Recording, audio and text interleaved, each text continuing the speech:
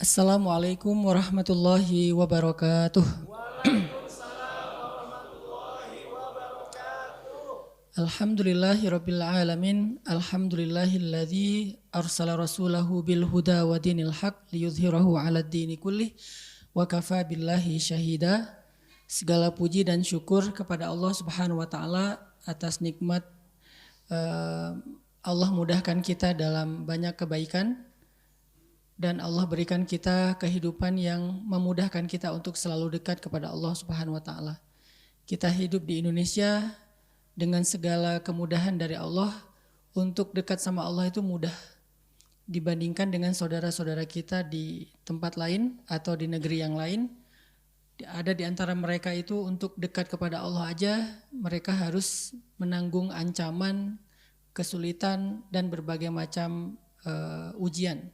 Sedangkan kita di Indonesia alhamdulillah untuk mendekat kepada Allah dengan ibadah, dengan ta'lim sangat-sangat mudah.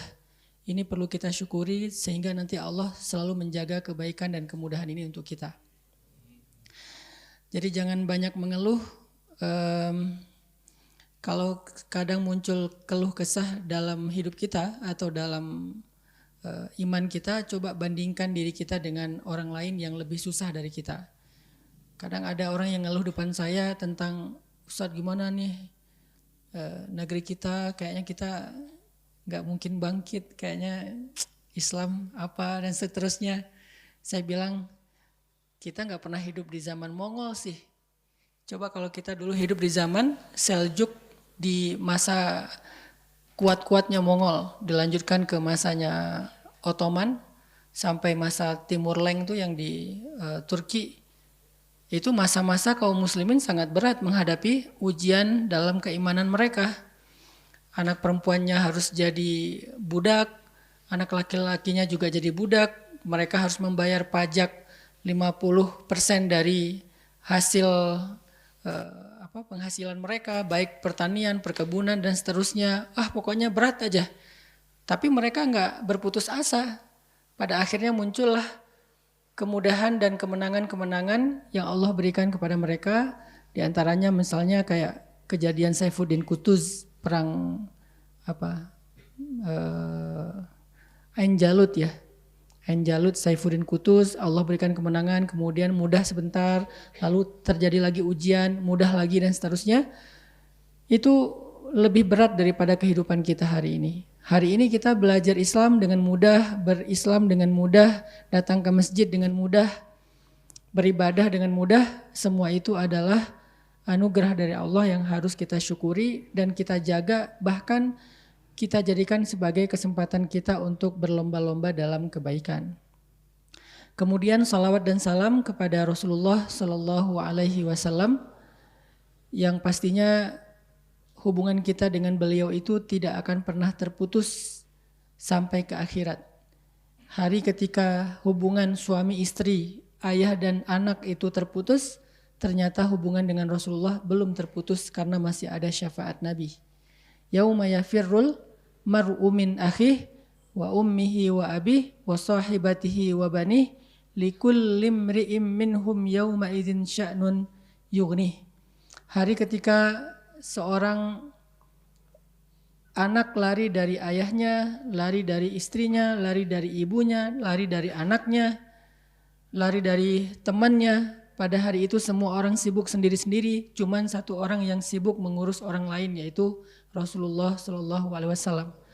Jadi kalau kepada orang tua aja kita sangat berusaha menyenangkan dan berbakti, maka harusnya kepada Rasulullah lebih dari itu dengan cara salah satunya berselawat kepada Nabi.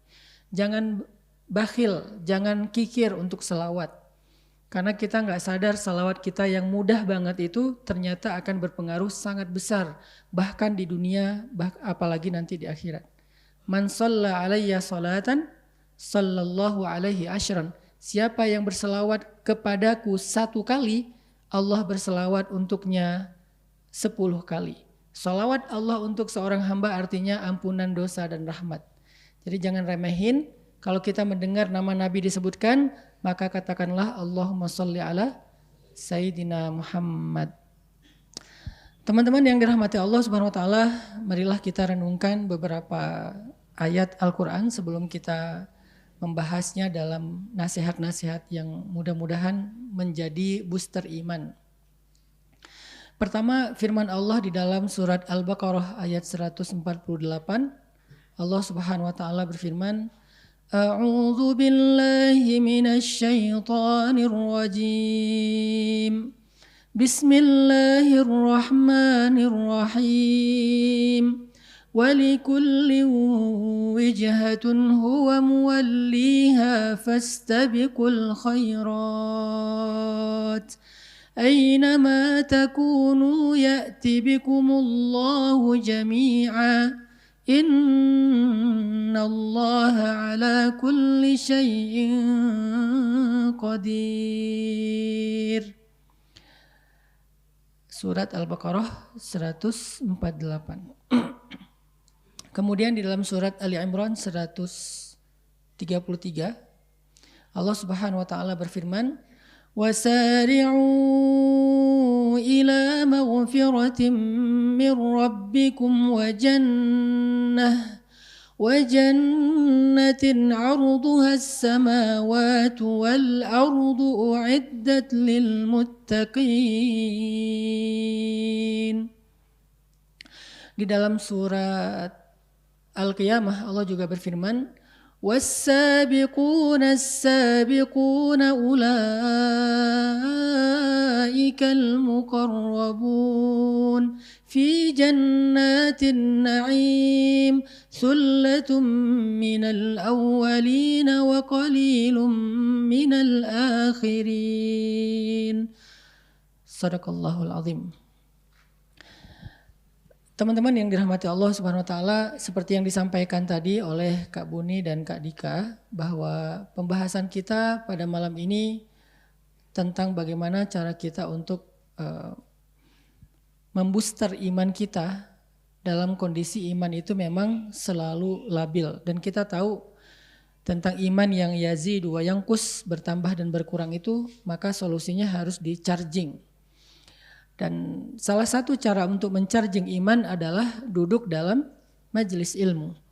Majelis yang di dalamnya kita belajar iman, kita belajar ma'rifatullah, mengenal Allah, kita belajar, kalau bahasa saya yang paling gampang itu belajar melibatkan Allah dalam kehidupan kita. Karena kalimat ma'rifatullah, akidah, tauhid dan seterusnya adalah kalimat-kalimat yang mungkin perlu diterjemahkan agar kita faham maksudnya apa sih mengenal Allah itu. Apa maksud dari akidah dan tauhid? Apakah sekedar teori? Ternyata maksud dari akidah, tauhid, ma'rifatullah, rububiyah, uluhiyah, asma, sifat dan seterusnya, intinya satu, libatkan Allah dalam hidup kita. Karena kalau kita cuma tahu Allah tapi nggak dilibatin, itu belum ada akidah, belum ada akidah itu kayak akad, belum ada hubungan gitu, belum ada ikatan antara kita dengan Allah. Maka dalam majelis-majelis ilmu seperti ini, kita ingin ngecas iman kita dengan ayat-ayat, hadis-hadis, nasihat-nasihat dan hikmah-hikmah tentang Allah, tentang bagaimana kita memperlakukan Allah atau bermuamalah dengan Allah dalam kehidupan kita supaya iman kita bertambah lagi. Dan indikasi dari bertambahnya iman adalah bertambahnya amal solih. Jadi kita nggak bisa mengatakan iman bertambah kalau amalnya gitu-gitu aja. Nggak bisa dikatakan iman itu yazid kalau kita tidak berkurang dosanya, bertambah pahalanya. Itu tidak yazid. Jadi iman itu di-recharge, indikasinya adalah bertambahnya amal solih. Bahkan pertambahan amal solih itu tidak hanya sedikit, tetapi dia nambahnya itu kerasa banget gitu, gairahnya, semangatnya. Itu berarti memang majelis ilmu tersebut adalah majelis iman, bukan sekedar majelis perdebatan. Nah, hari ini kita akan coba belajar iman, membooster iman kita, hati kita dengan ayat-ayat yang tadi saya baca. Tentang apa sih ayat tadi? Ayat tadi bercerita tentang anjuran menyegerakan dan berlomba-lomba dalam kebaikan. Karena masalah kita seringkali itu banyak pertimbangan. Terutama dalam hal-hal yang kita kadang-kadang lagi futur, imannya lagi drop, itu biasanya banyak pertimbangan. Nanti aja, besok aja, ntar aja, tunggu aja bentar lagi sampai siap dan seterusnya. Menunda-nunda kebaikan itu justru akan membuat iman kita semakin drop. Nah, dalam kondisi ketika kita imannya lagi drop, maka kita harus sedikit nge-push diri kita melakukan hal yang kita sebetulnya males ngelakuinnya. Udah nggak usah banyak mikir, nggak usah banyak ngerasa, lakuin aja dulu. Toh insya Allah nggak akan nyesel kok. Nyesel nih saya sholat tahajud, enggak. Nyesel nih saya ke masjid, enggak. Insya Allah kalau kita nge-push diri kita melakukan kebaikan itu nggak bakalan nyesel. Beda banget dengan orang yang melakukan dosa. Ada hikmah ya, ada sebuah quote yang saya suka sekali. Lakukanlah kebaikan walaupun itu melelahkan, karena lelahnya akan hilang tapi kebaikannya akan bertahan. Tinggalkanlah dosa walaupun itu kamu sukai atau menyenangkan, karena kesenangannya akan hilang dan dosanya akan tetap ada. Jadi lakukanlah kebaikan walaupun berat atau walaupun susah, karena walaupun lelah, karena lelahnya akan hilang tetapi kebaikannya akan tetap ada. Tinggalkanlah dosa walaupun menyenangkan, karena kesenangannya akan hilang dan dosanya tetap ada. Jadi kadang-kadang kita emang harus nge-push diri kita untuk melakukan kebaikan walaupun lelah, karena lelah itu akan hilang. Tapi kebaikannya akan tetap ada. Sebagaimana kita belajar berusaha meninggalkan dosa walaupun menyenangkan, karena kesenangannya juga akan hilang, gak akan lama, tetapi dosanya akan tetap ada. Jadi kalau kita takut lelah berbuat baik, apa yang kita takutkan? Bentar lagi juga hilang tuh lelahnya. Lelahnya sholat tahajud itu juga sebentar lagi hilang. Lelahnya baca Quran itu sebentar lagi juga hilang. Lelahnya datang ke majelis ilmu bentar lagi juga hilang. Lelahnya kita sholat berjamaah bentar lagi juga hilang. Gak sampai seumur hidup kita lelah gara-gara beramal soleh itu nggak ada. Sebagaimana berbuat dosa, bentar lagi juga kesenangannya hilang kok. Nggak mungkin kita senangnya seumur hidup gara-gara berbuat dosa sekali, itu nggak mungkin. Jadi ada orang yang, maaf misalnya, dosa paling gampang, berbohong lah. Dosa yang paling gampang dilakukan itu berbohong misalnya. Hanya untuk sekedar mengalihkan isu atau menghindar dari sebuah pertanyaan atau apapun lah maksud kita untuk memudahkan urusan kita, maka kemudahan itu akan hilang dalam waktu yang sekejap. Muncullah keburukan dan kesusahan setelahnya yang mungkin akan lama waktunya. Apalagi dosa yang lebih besar daripada itu. Ketika kita berbuat dosa, kesenangannya sebentar. Misalnya seorang akhwat, seorang cewek dance di depan layar, posting di TikTok. Berapa lama sih dia akan menikmati itu? Nggak lama. Begitu viewsnya kecil, bergantilah kesenangan dance tadi dengan kekecewaan. Kok cuman segini sih, udah capek-capek ngedit, pakai filter berlapis-lapis, hasilnya gini doang gitu kan ya. Nah artinya tinggalkanlah dosa walaupun menyenangkan. Ini berlaku juga buat saya sendiri karena kita nggak mudah juga melakukannya semampu kita. Tinggalkanlah dosa walaupun itu menyenangkan, karena kesenangannya akan hilang dan dosanya akan tetap ada. Lakukanlah kebaikan walaupun itu melelahkan, karena lelahnya akan hilang sedangkan kebaikannya atau kebahagiaannya akan tetap ada. Ini quote yang saya suka sekali, saya sampai udah lama banget ya sampai lupa siapa sih yang ngomong kayak gini, kok hikmah sekali gitu. Maka malam ini saya pengen ngajak kita merenungkan ayat-ayat, hadis, kisah, nasihat tentang menyegerakan kebaikan dan berlomba-lomba dalam kebaikan, terutama saat kita dharra, saat kita sedang susah, saat kita sedang dalam keadaan males, saat kita dalam keadaan mager, pengennya santai-santai aja, nggak mau ngelakuin apa-apa. Nah ini kita harus coba nge-push diri kita tanpa berpikir panjang, tanpa banyak pertimbangan, lakuin aja dulu selama itu masih wajar. Insya Allah kita nggak akan nyesel. Ayatnya tadi yang pertama kita membaca di dalam surat Al-Baqarah ayat 148. Ayat ini sebetulnya lagi menyindir orang Yahudi yang suka sekali berdebat. Jadi orang Yahudi itu memperdebatkan tentang masalah kiblat.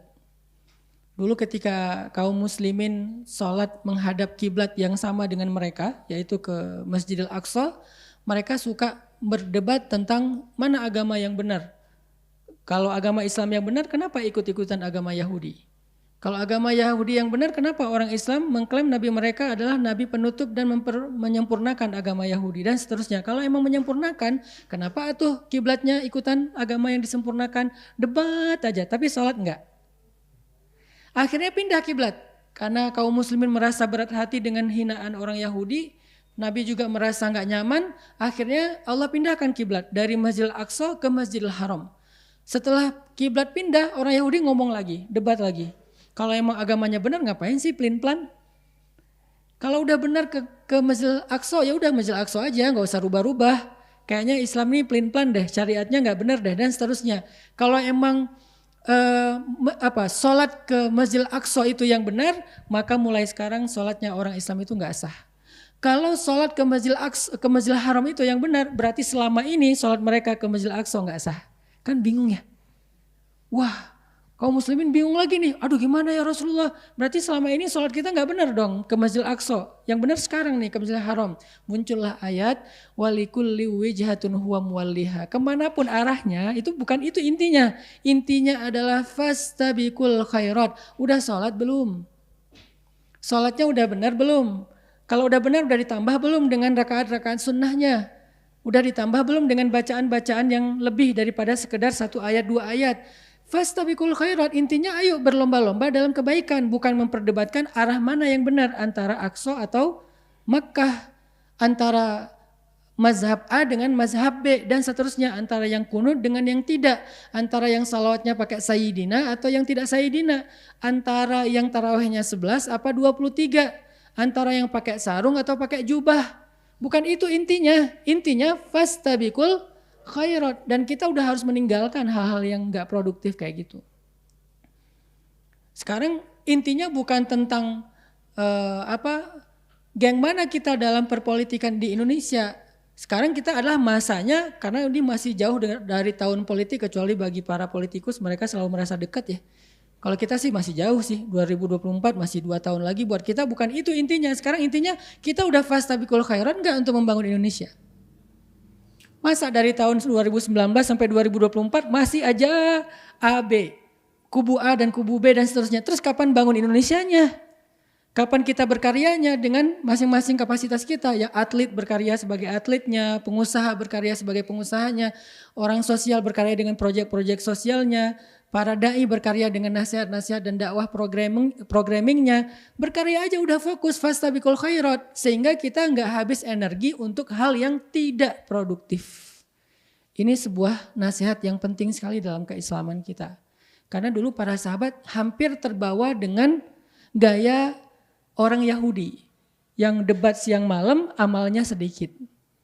Sehingga Allah dan Rasulnya nggak rela kaum muslimin mengimpor budaya ini, budaya berdebat, budaya sibuk saling menyalahkan, tapi tidak beramal apa-apa. Muncullah ayat ini, walikulli wijhatun huwa muwalliha fastabiqul khairat aynama takunu ya'ti bikumullahu jami'a innallaha ala kulli syai'in qadir. Jadi udah nggak usah debat tentang mana arah yang paling benar. Dari manapun Allah Maha mendatangi kalian, Allah Maha menghitung amal kalian. Yang paling penting fastabiqul khairat. Sama seperti orang Yahudi memperdebatkan berapa jumlah ashabul kahfi. Sayaquluna thalathatur rabi'uhum kalbuhum. Ada yang bilang 3, 4 dengan anjingnya. Wa yaquluna khamsatun sadisuhum kalbuhum rajman bil ghaib. Ada yang bilang 5, 6 dengan anjingnya, dengan cara nebak-nebak yang mereka enggak tahu. Wa yaquluna sab'atun wa thaminuhum kalbuhum. Ada yang mengatakan 7 dan 8 dengan anjingnya. Katakanlah Allah lebih tahu jumlahnya. Fala tumari fihim illa mira'an zahira wa la tastafti fihim minhum ahada. Janganlah kamu mendebat mereka tentang hal-hal yang tidak terlalu berdampak kepada amal solehmu. Dan janganlah kamu meladeni mereka tentang jumlah-jumlah yang kamu tidak tahu. Intinya janganlah tumari fihim illa mira'an zahira, kecuali yang hal-hal yang mungkin sederhana aja, nggak usah terlalu dalam. Yang tampak-tampak aja nggak usah terlalu diulik-ulik karena itu tidak berdampak kepada amal solih. Siapa nama anjingnya? Jenis apa? Kan anjing sekarang banyak ya peliharaan anjing tuh. Yang lucu-lucu yang kecil atau yang gede yang galak itu atau yang banyak bulunya. Jenis apa sih anjing Ashabul Kahfi? Nyari terus baca buku ini, cari di Google, cari di YouTube. Oh saya nemu nih. Di mana Ya'juj Ma'juj dikurung? Kan banyak tuh hal-hal kayak gini kan cukup kontroversi dan akhirnya jadi rame kan di sosmed nyari Ya'juj Ma'juj. Oh ada tuh yang katanya apa dinding dilihat oleh seorang turis terekam kamera kebuka pas kelihatan terus tutup lagi. Itu tuh Ya'juj Ma'juj. Ada yang bilang lagi temboknya Zulkarnain itu adalah tembok Cina. Wah dengan beragam interpretasi yang tidak berdampak kepada amal solih. Akhirnya terjebak di dalam budaya orang Yahudi yang dikenal dengan istilah Israiliyat. Apa itu Israiliyat? Dongeng-dongeng orang Israel atau Bani Israel. Karena mereka suka dongeng. Nabi Sulaiman memiliki kalau nggak salah 1099 istri. Mendatangi satu persatu dalam satu malam semuanya. Saya nggak bisa ngebayangin. Ya udah jangan dibayangin. Mendatangi 99 istrinya dalam satu malam dan lupa bilang bismillah. Sehingga nggak ada yang jadi. Satu-satunya jadi setengah manusia setengah jin. Israiliyat udah. Dongeng orang Yahudi. Masa Nabi Sulaiman kayak gitu? Ini nggak pas untuk seorang nabi yang mulia. Tapi kan sensasi ya ceritanya.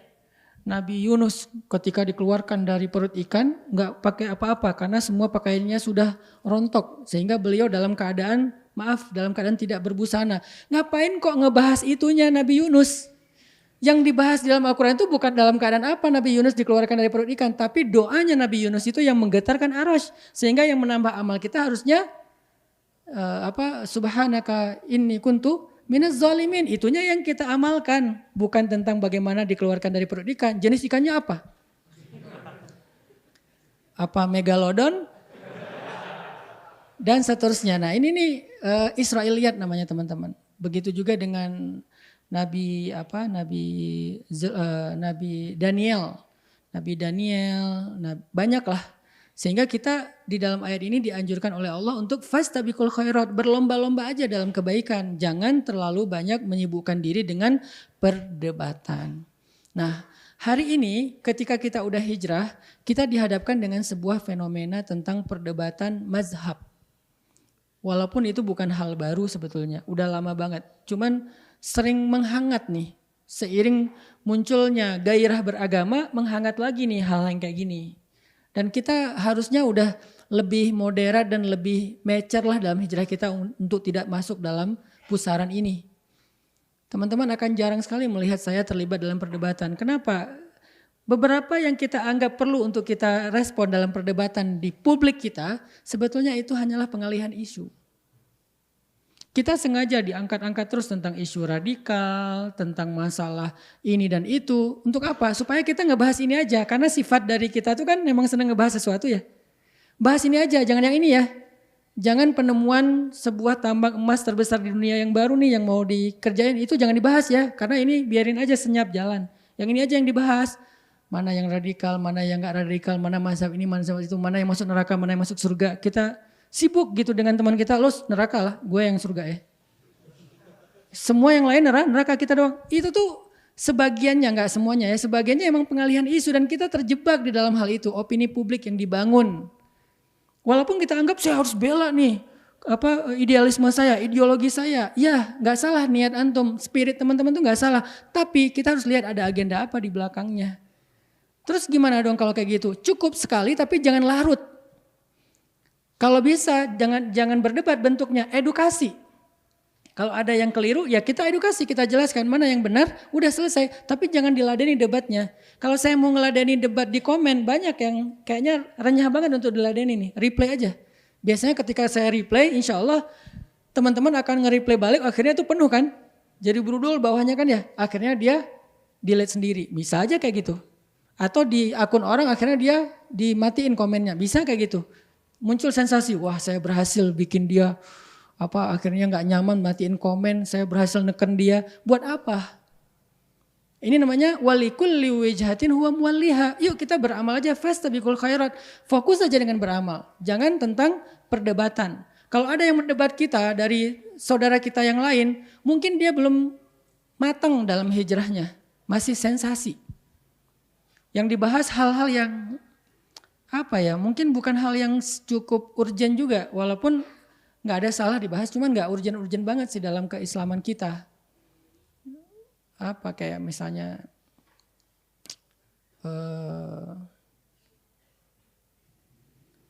banyak banget lah, mungkin masalah-masalah sepele kayak memakai tasbih, hukum memakai tasbih, hukum apa, sampai kadang-kadang saya pernah baca, kok ini dibahas sih, ini sebetulnya apa sih untungnya ngebahas ini, ada yang kayak gitu-gitu. Nah kita nggak usah terlibat, kita fokus aja fastabiqul khairat. Setelah kita hijrah, kita jangan terbawa kepada arus perdebatan, sehingga mengukur idealisme seseorang itu dari sengitnya dia berdebat, bukan itu indikasi seseorang itu idealis. Dai yang paling idealis tidak selalu yang paling vokal. Dai yang idealis itu kadang dia silent tetapi konsisten dan cukup komitmen dengan apa yang sedang dia lakukan. Dia terus bertumbuh, jadi ada istilahnya silent change. Jadi perubahan dalam senyap itu terjadi, perubahan. Oh kok jadi gini? Nah itu tuh idealis juga loh, nggak harus kayak gitu.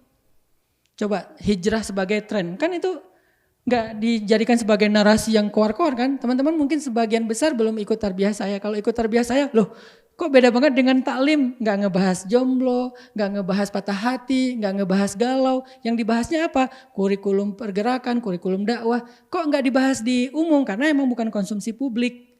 Dia untuk para aset-aset dakwah supaya mereka tahu bagaimana cara berdakwah itu dijalanin. Alhamdulillah akhirnya punya beberapa amanah-amanah baru. Dan itu semuanya menunjukkan idealisme kita juga dalam dakwah. Enggak harus selalu berbanding lurus dengan lantangnya suara dan panjangnya narasi. Sehingga kalau teman-teman mau nunjukin ekspresi bahwa saya idealis, saya setia, loyalis terhadap idealisme saya, ideologi saya, jangan tunjukkan hanya dengan narasi yang panjang dan lantangnya suara. Tunjukkan dengan karya konkret yang berdampak secara sosial. Apa dampaknya terhadap negara kita, terhadap bangsa kita, terhadap umat kita, terhadap masyarakat kita. Apa dampak antum hijrah itu apa? Setelah hijrah apa dampaknya buat keluarga dulu deh. Buat ayah, ibu, adik, keluarga di rumah, apa dampak teman-teman setelah hijrah itu apa dampak di rumah? Oh sekarang di rumah udah gak ngerepotin orang tua lagi. Sama adik kakak udah gak suka berdebat, udah ngalahan. Sama orang tua udah lebih santun. Di rumah udah jadi teladan dalam akhlak-akhlak yang baik. Itu tuh dampak yang konkret. Itu aja fokus fastabiqul khairat. Bukan makin hijrah, makin sengit perdebatan di rumah. Nanti ibu hijrah, ayah hijrah, anak hijrah, udah jadi dewan perdebatan tuh, komunitas debat. Rumahnya rame aja di meja makan. Belum juga nyendok nasi, udah ini gak benar nih. Wah kata siapa? Allah berfirman. Masing-masing punya dalil kan. Semua Allah berfirman, semua Rasulullah bersabda, nggak selesai, akhirnya nggak jadi makan, piring terbang. Nah ini artinya teman-teman kita kurang fastabiqul khairat. Coba fokus aja beramal deh, fokus aja berkarya deh, anak muda terutama karena dakwah saya pengen segmen anak muda. Anak muda coba jangan terjun terlalu dalam, bukan nggak boleh ya, terlalu dalam arus perdebatan, baik itu dalam urusan ideologi Islam kita, apalagi dalam urusan yang lain, boleh tapi yang sifatnya konstruktif, edukatif, bukan destruktif dan tidak produktif. Harus konstruktif, apa dampaknya dengan narasi ini? Apa edukasi yang kita share di tengah masyarakat dalam membentuk opini mereka tentang kebenaran? Kalau enggak ada ya berarti ya kita tahan diri. Intinya fastabiqul khairat itu adalah sindiran Allah kepada orang Yahudi yang terbiasa berdebat. Siapa nabi terakhir? Harus orang Bani Israel dong. Dia punya ciri-ciri ini. Begitu nabinya muncul, kok bukan Bani Israel? Kok orang Arab? Gak mau Akhirnya mereka menghindar. Mereka mengingkari kebenaran dari risalah nabi terakhir itu. Ini bukan fokus kepada amal solih, tapi fokusnya kepada perdebatan dan mempertahankan pendapat. Kemudian yang ayat kedua yang tadi kita baca adalah surat Ali Imran 133 Allah juga memerintahkan kita untuk bersegera dalam kebaikan. Wasari'u itu artinya segeralah kalian ila maghfiratin min rabbikum wa jannah, kepada ampunan dari Rabb kalian dan surga. Artinya bersegeralah kalian taubat dan amal solih. Itu bahasa Al-Quran kan bahasanya sastra ya. Wasari'u ila maghfiratin min rabbikum, bersegeralah kalian kepada ampunan dari Rabb kalian. Maksudnya segera taubat. Astaghfirullahalazim. Maka setiap kali kita berbuat dosa, kata Nabi, iringilah keburukan kalian dengan kebaikan. Maksudnya iringilah dosa kalian dengan istighfar dan taubat. Setiap kali kita berbuat dosa, langsung astaghfirullahalazim. Salah ngomong astaghfirullahalazim. Kepancing emosi astaghfirullahalazim. Segera, jangan tunggu nanti. Kenapa? Narasi paling sederhananya kan kita nggak tahu usia kita. Itu yang paling sering. Tapi narasi lain adalah kenapa harus ditunda kalau itu sebuah kebaikan? Belum siap, nggak apa-apa. Kalau kita merasa belum benar-benar siap, memangnya kita siapnya kapan? Setahun lagi? 2 tahun lagi? Kita belum tahu juga kapan kita siap. Dengan kita istighfar, dengan kita menyegerakan kebaikan, kita berharap Allah yang akan mentaufikkan kita, membantu kita dalam proses itu. Jadi nggak usah nunggu siap. Kayaknya kalau saya istighfar sekarang nanti buat dosa lagi sia-sia deh. Kata siapa? Allah nggak pernah berputus asa mengampuni dosa kita walaupun sekian ribu kali dalam sehari. Kenapa kita berputus asa meminta ampun? Allah ngasih aja nggak putus asa. Masa kita minta putus asa? Kan minta itu nggak ada yang hilang, malah dapat. Yang ngasih kan memberi kan. Kalau ibarat manusia tuh kehilangan sesuatu walaupun Allah tidak kehilangan apapun. Jadi Allah aja yang ngasih nggak pernah berputus asa. Kita istighfar nih, Allah kasih ampunan. Buat dosa lagi, istighfar, Allah kasih lagi. Sehari 1000 kali kita kayak gitu, sehari 1001 kali Allah ngasih ampunan. Terus apa masalah kita untuk gak minta ampun? Gak enak sama Allah. Allah aja enak. Kita yang kegeeran ngerasa kayak gimana gitu ya. Kayaknya kita memperlakukan Allah kayak gimana. Enggak. Kecuali kita gak serius minta ampunnya. Istighfar aja dulu. Kan Allah mah senang kayak gitu. Jangan. Jujur. Walaupun lemah. Mending jujur lemah daripada main-main. Astagfirullahalazim. Tapi gak serius. Mending astagfirullahalazim. Udah gitu berbuat dosa lagi, lemah kan? Astagfirullahaladzim, dosa lagi, astagfirullah, segitu-gitunya 1000 kali sehari, Allah tetap ampuni teman-teman. Dan yang dilihat adalah husnul khatimah, yang mana yang paling akhir. Makanya ada doa, waj'al khaira a'mali khawatimah, ya Allah jadikanlah sebaik-baik amalku yang penutup. Makanya kata Allah, wasari'u ila maghfiratim min rabbikum. InsyaAllah kita lanjutkan setelah sholat isya. Barakallahu fiikum. Teman-teman yang dirahmati Allah Subhanahu wa taala, kita lanjutkan pembahasan tentang berlomba-lomba dalam kebaikan dan bersegera dalam kebaikan.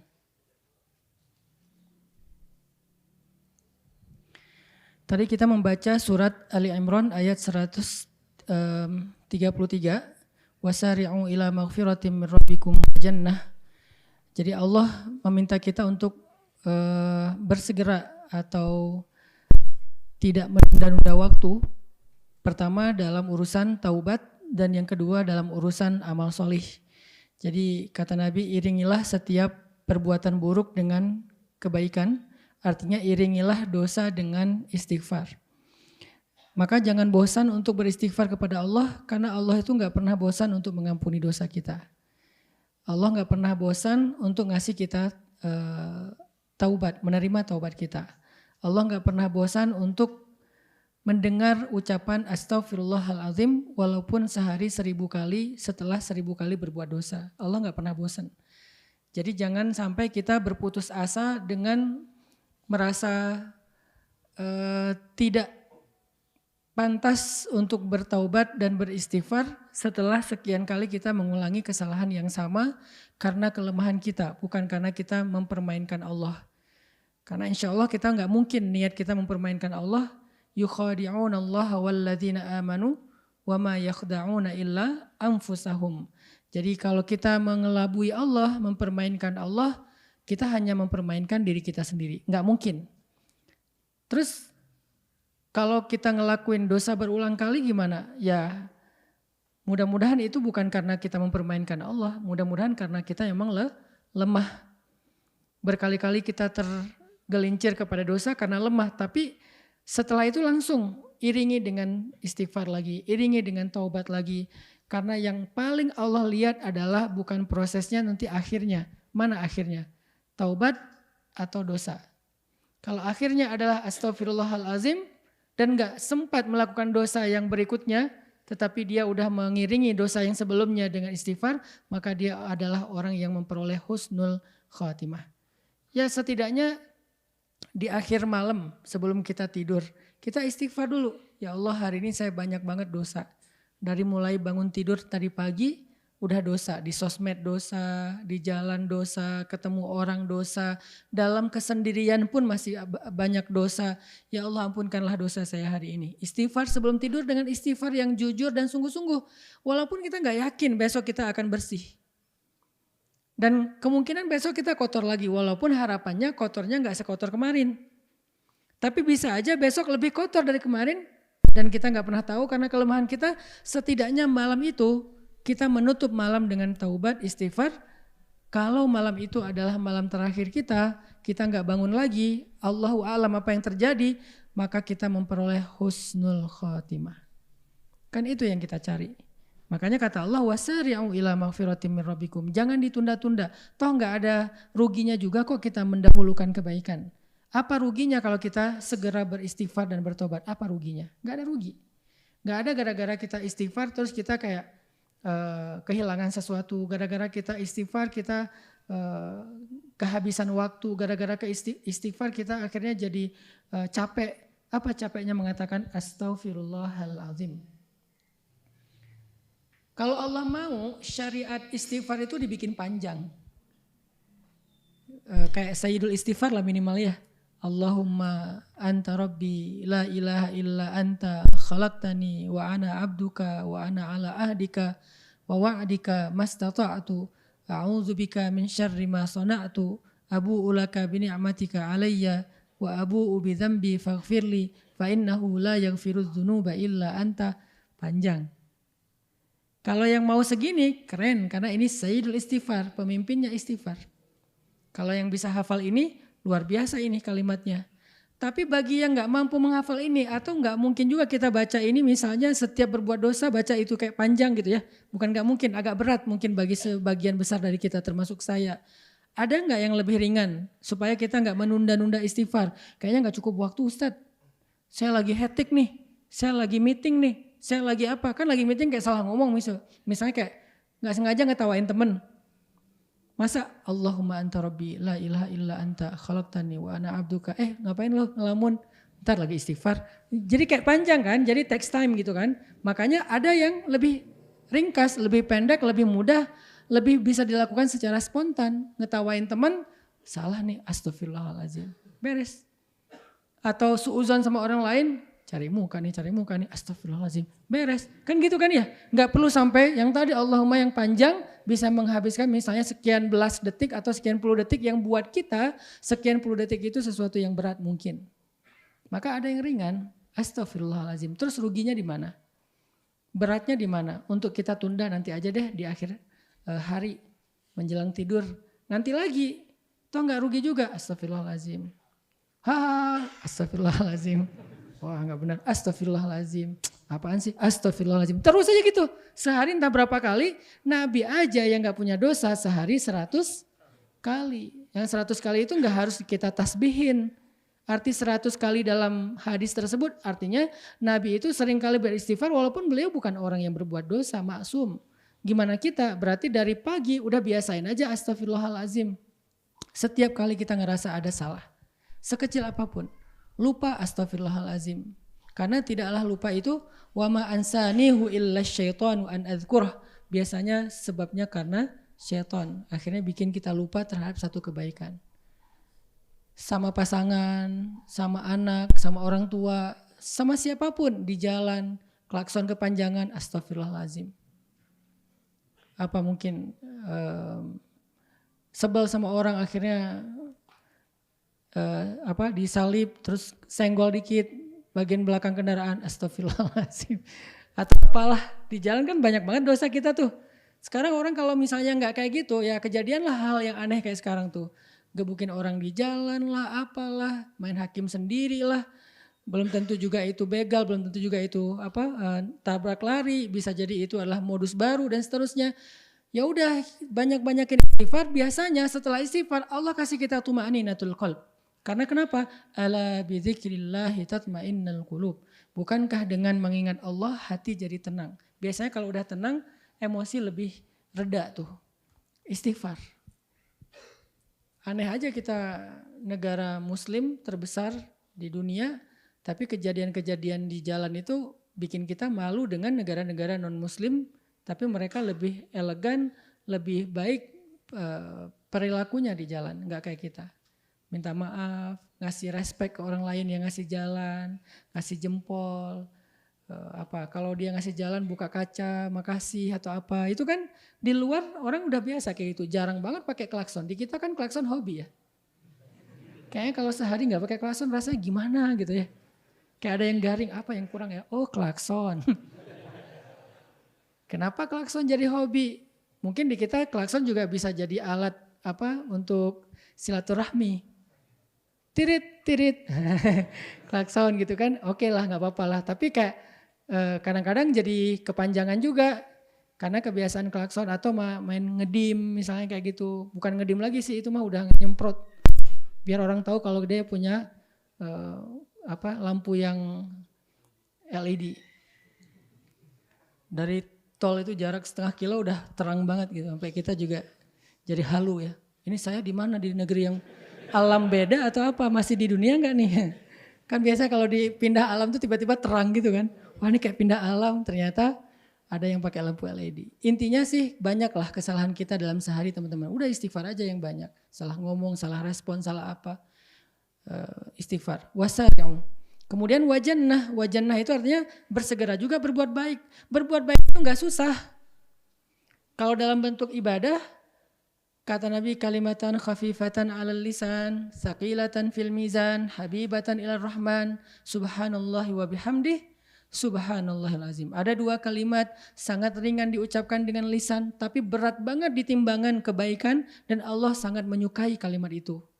Allah yang Maha Rahman suka dengan kalimat itu. Apa? Subhanallahi wa bihamdih, subhanallahil azim. Kebalik nih, subhanallahil azim wa bihamdih, tetap dapat kebaikan yang luar biasa. Jadi cuman sekedar nih saya ngomongin kayak gini teman-teman langsung komat kamit subhanallah wa bihamdi subhanallahil azim. Udah dapat. Ngapain nunggu nanti coba? Pada diam? Jangan diam, ngomong langsung subhanallah wa bihamdi ngapain? Oh iya. Oh iya. Ngapain sih kayak gitu? Udah aja langsung ngomongin subhanallah wa bihamdi subhanallahil azim. Kan bisa gitu ya. Itu artinya kita enggak spontan untuk wasari'u. Saya lagi bilang misalnya istighfar, udah langsung komat kamit, astagfirullah, astagfirullah. Tulisan kalau udah komat kamit, oh berarti itu wasari'u, tapi kalau, oh gitu.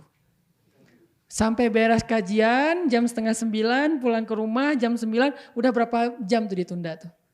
Itu maksud yang tadi langsung praktek. Jadi apa ya, call to actionnya itu ya langsung direspon. Jangan, oh Masya Allah ya, luar biasa. Mending sih ada kata Masya Allah, tapi bagus juga ya. Menarik nih kajian. Banyak kalimat narasi yang bisa seharusnya diganti dengan subhanallah wa bihamdi astagfirullahaladzim, udah keganti tuh. Tapi kita menggunakan narasi yang lebih panjang. Apalagi sampai muncul kalimat celaan dan seterusnya kalau kita di luar masjid. Astagfirullahaladzim dan subhanakallah wa bihamdi subhanallahil azim. Dan banyak lagi kalimat-kalimat lain yang zikirnya ringan tetapi bernilai besar di sisi Allah. La haula wala quwata illa billah. Kata Nabi itu kayak kanzun. Kanzun itu kalau di kita itu barang tambang ya, kanzun itu. Sesuatu yang ditemukan dari bawah tanah itu namanya kanzun. Yang tersimpan, yang terkubur, yang harus dicari, susah dapatnya. Tapi kalau udah dapat berharga banget, mahal. Itu namanya kanzun. Siapa yang mau punya tambang? Saya punya cita-cita, seru ya kalau jadi pemilik tambang, jadi pengusaha tambang gitu kan. Tambang batu bara, tambang nikel, tambang apa, tambang ini, tambang itu, paling ininya tambang emas misalnya. Saya punya tambang, kan gaya tuh, naiknya Range Rover. Biasanya kan pemilik tambang naik itu tuh. Kalau kita pengen jadi pemilik tambang, ada caranya apa? La haula wala quwata illa billah, itu tambang. Di mana tambangnya? Kata Nabi, kalimat itu Allah simpan di bawah arasy. Itu kalimat yang Allah simpan di bawah arasy. Dan gak sembarangan orang dapat itu. Artinya kalau kita pengen punya satu tambang di bawah arasy Allah langsung. Agak ini ya. Agak la haula ya. La haula wala quwata illa billah. Kaget gitu. Kalau kita, apa tadi teh? Tambang. Kalau kita pengen punya tambang di bawah arasy, maka caranya ucapkanlah la haula wala quwata illa billah. Kalau kita pengen punya tambang yang lebih besar, yang lebih banyak hasilnya, ya banyakin aja la haula wala quwata illa billah. Karena itu tambang langit banget itu. Tambang bumi itu batu bara, nikel, emas dan seterusnya. Saya bukan orang tambang jadi gak terlalu menguasai.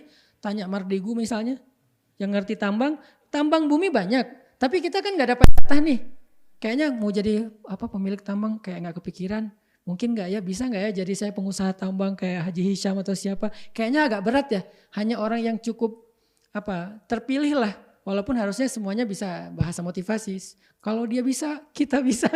Tapi kalau realistisnya kan di antara kita di sini mungkin gak tahu ada gak orang tambang di sini. Mungkin gak ada, kalau ada pun 1-2 orang doang. Cari aja di depan ada yang parkir Range Rover gak?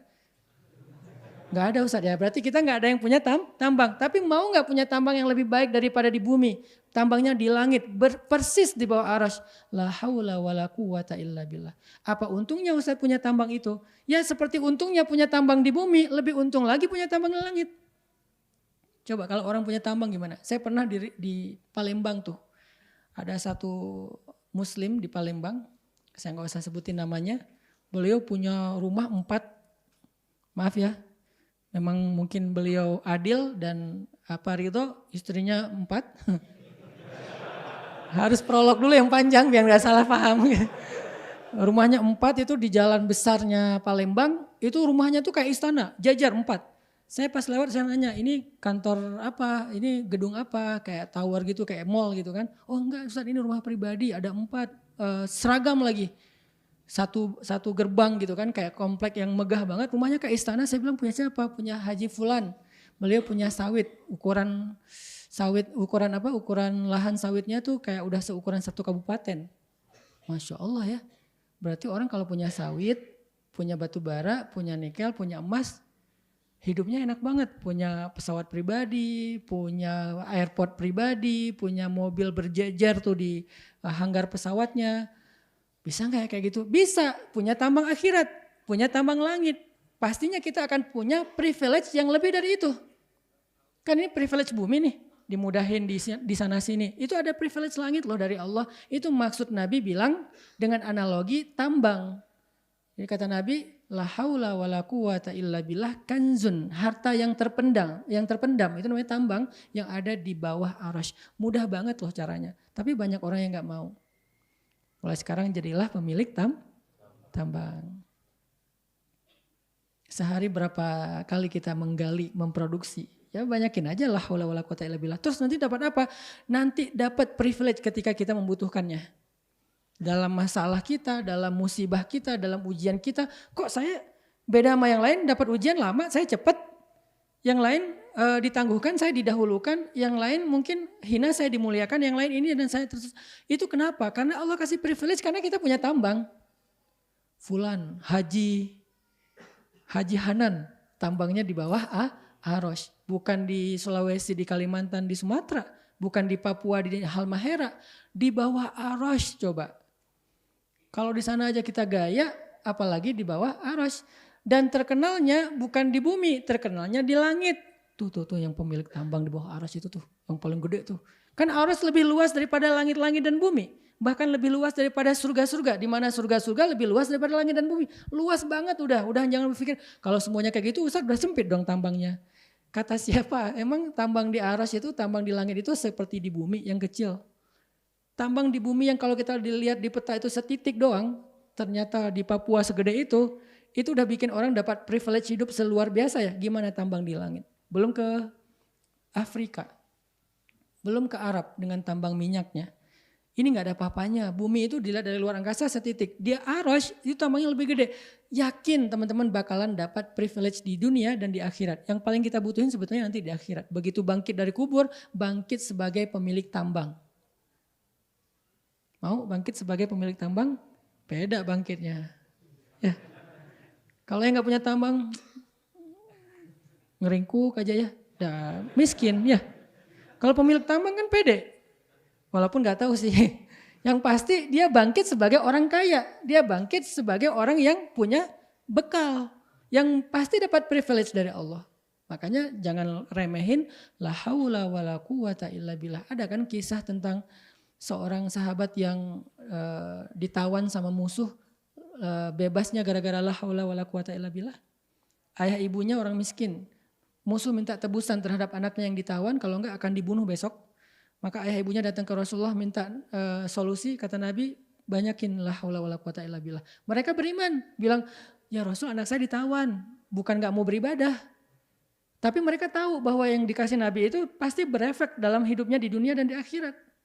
Kata Nabi banyakin la haula wala quwata illa billah. Pulang, semangat nih si ayahnya, ibunya di rumah nungguin. Gimana Pak? Pak, ya bahasa Arab lah pokoknya. Gimana Pak udah ketemu Rasul? Udah gitu kan. Oh dapat ini enggak, dapat tebusan enggak? Dapat, lebih baik daripada tebusan.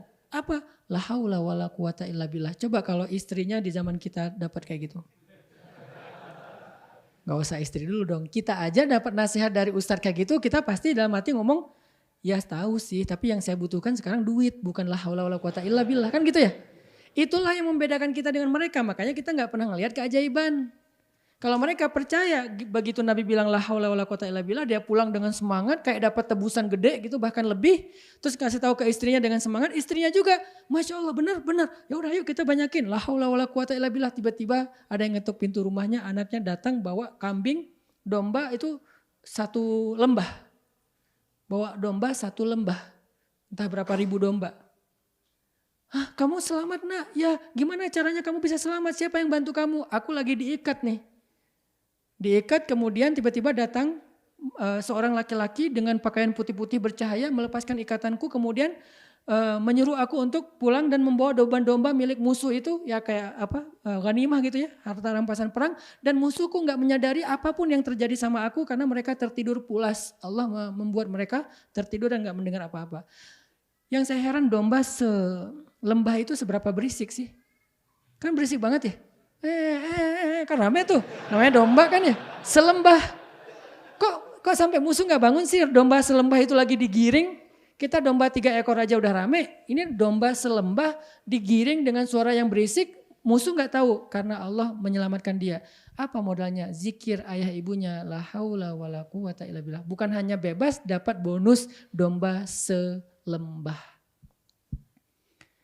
Artinya ringan, mau wajannah beramal soleh dengan simbolkan surga itu nggak susah sebetulnya. Apa yang membuat kita menghalangi diri untuk berbuat baik? Sama kayak misalnya qaulun ma'rufun shadaqah, ucapan yang baik itu sedekah. Atau amal yang paling Allah suka itu menyenangkan hati saudaramu. Dengan hanya senyum aja, biasanya kan senyum itu nular ya. Begitu kita senyum, orang lain senyum akhirnya dapat pahala sedekah dan seterusnya. Itu beramal baik teman-teman. Jadi nggak usah ditunda-tunda. Wasari'u aja, yang ringan-ringan yang kita mampu aja. Kalau yang berat mungkin memang butuh persiapan.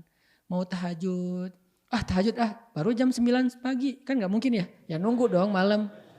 Ya ada amalan yang memang kita harus nunggu waktunya, kita harus siapkan diri. Tapi jangan sampai kita gara-gara ada amalan yang gede-gede yang harus persiapan, kita jadi gak beramal yang kecil-kecil. Padahal yang kecil ini juga nilainya besar di sisi Allah. Famay ya'mal mithqala dzarratin khairan yara, la tahqiranna minal ma'rufi syai'a. Jangan remehin amalan kecil walaupun sekecil mithqala dzarrah kata Nabi. Karena bernilai besar. Itu yang ada di surat Ali Imran. Kemudian yang paragraf terakhir yang kita baca tadi surat Al-Waqi'ah. Di surat Al-Waqi'ah Allah berfirman was-sabiqun as-sabiqun. Ada 2 kalimat sabiqun. Was-sabiqun as-sabiqun. Apa arti was-sabiqun as-sabiqun? 2 kata sabiqun. Kata sabiqun itu dari kata, kalau di Indonesia yang common itu adalah musabaqah. Musabaqah itu artinya perlombaan.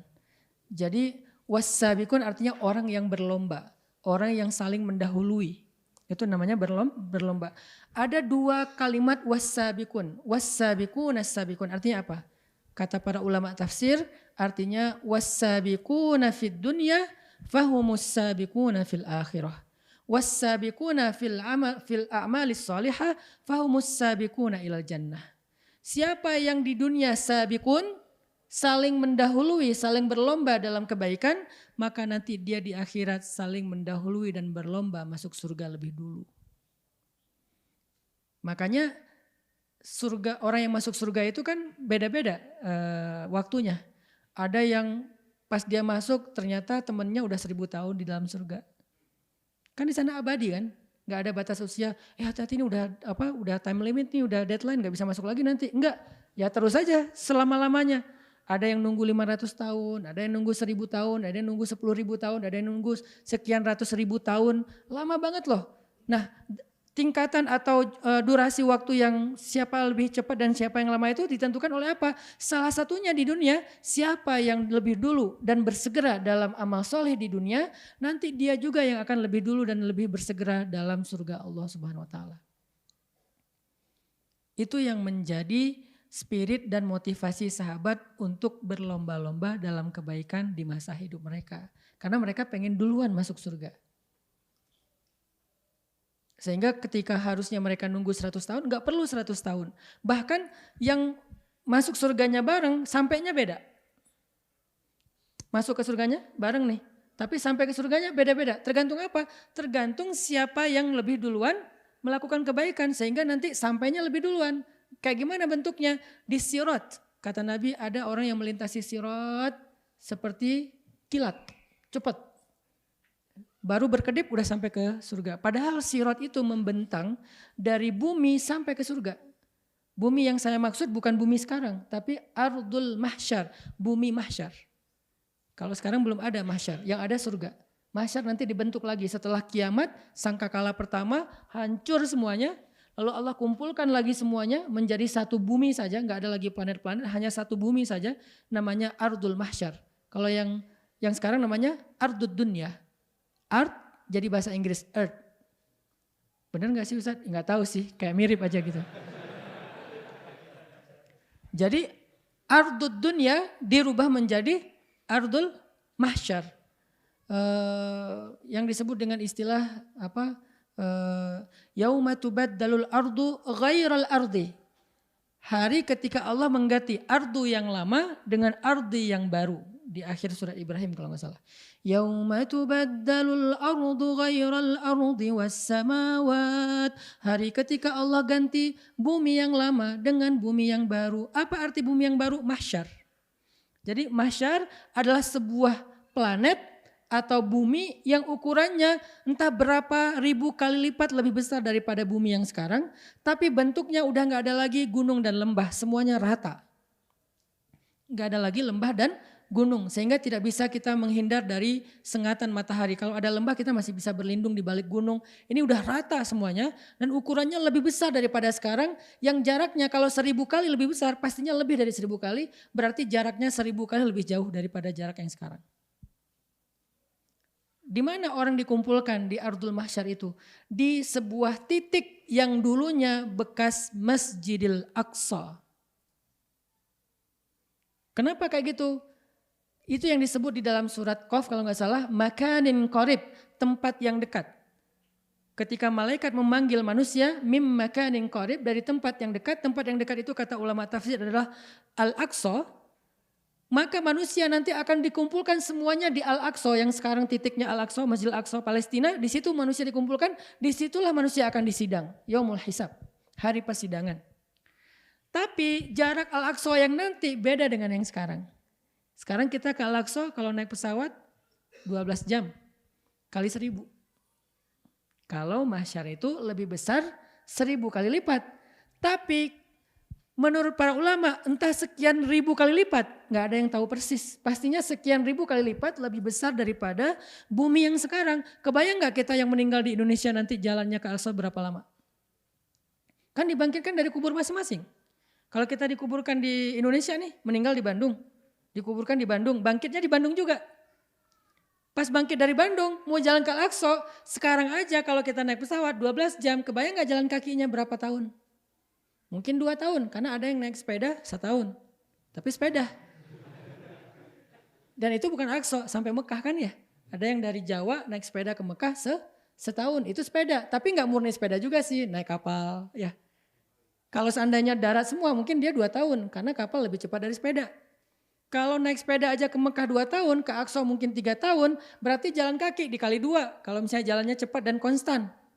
Kan jalannya gak konstan. Jalan, istirahatnya sebulan. Ya seumur hidup sampai Al-Aqsa. Kebayang gak sih ini biar kita paham dulu nih jaraknya. Kalau di dunia aja kita butuh waktu 10 tahun untuk sampai ke Al-Aqsa, kali 1000. 10.000 tahun baru sampai ke titik hisab. Lu belum dihisab loh. Dari dibangkitkan baru sampai ke sana itu 10.000 tahun. Sementara yang lain-lain udah di surga entah di gimana-mana tuh. Udah keliling-keliling, udah staycation, udah healing, udah apa. Kita masih aja kemana mbak, kemana mas? Ke Aqsa.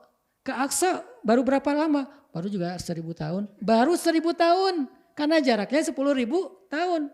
Kalau jalan kaki, nggak bawa bekal. Gimana kalau bawa bekal? Bukan ransel, yang dibawa apa? Dosa yang lebih berat daripada 7 lapis bumi. Apa salah satu dosa yang paling berat yang dipikul seperti memikul 7 lapis bumi? Dosa memakan harta waris secara haram. Mengambil yang bukan haknya di dalam waris.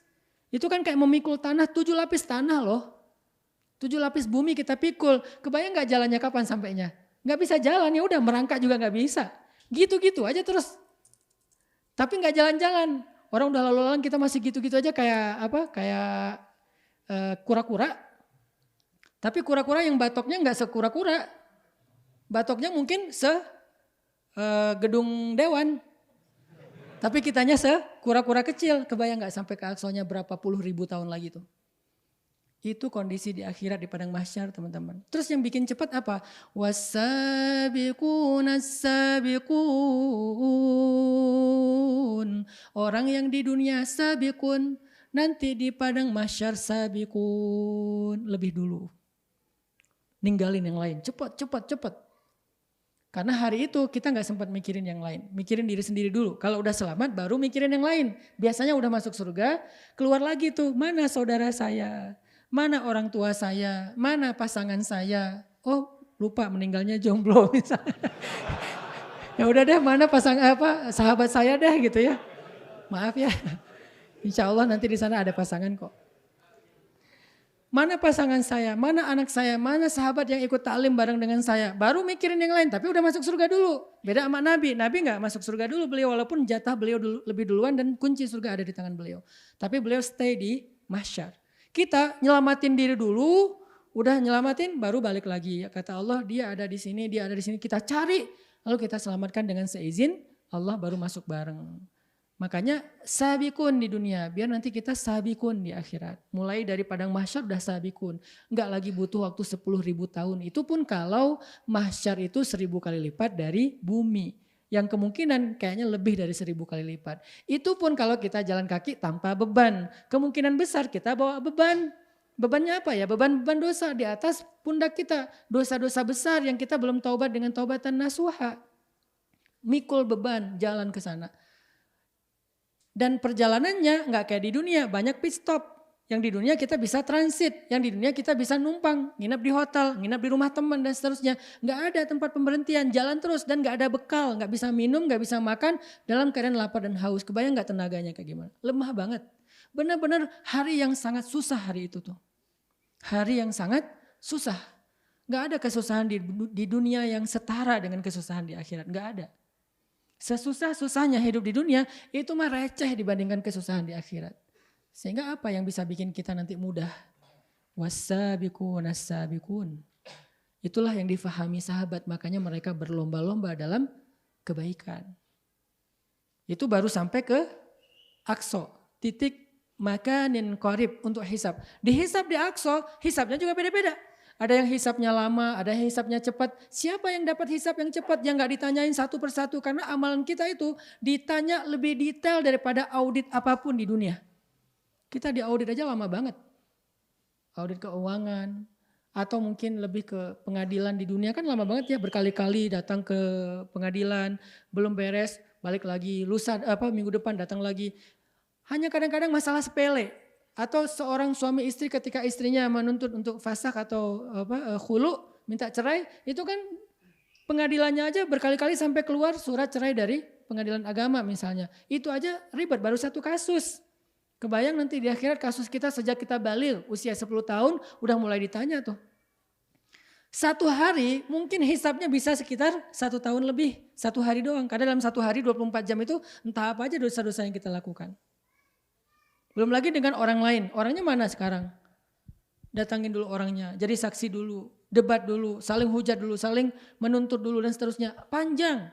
Terus siapa yang dimudahin hisabnya sehingga gak perlu pengadilan sepanjang itu dan langsung diputuskan dia bebas. Bahkan bukan hanya bebas, dapat ganti rugi. Bukan hanya dapat ganti rugi, dapat kebaikan. Siapa? Was-sabiqun as-sabiqun.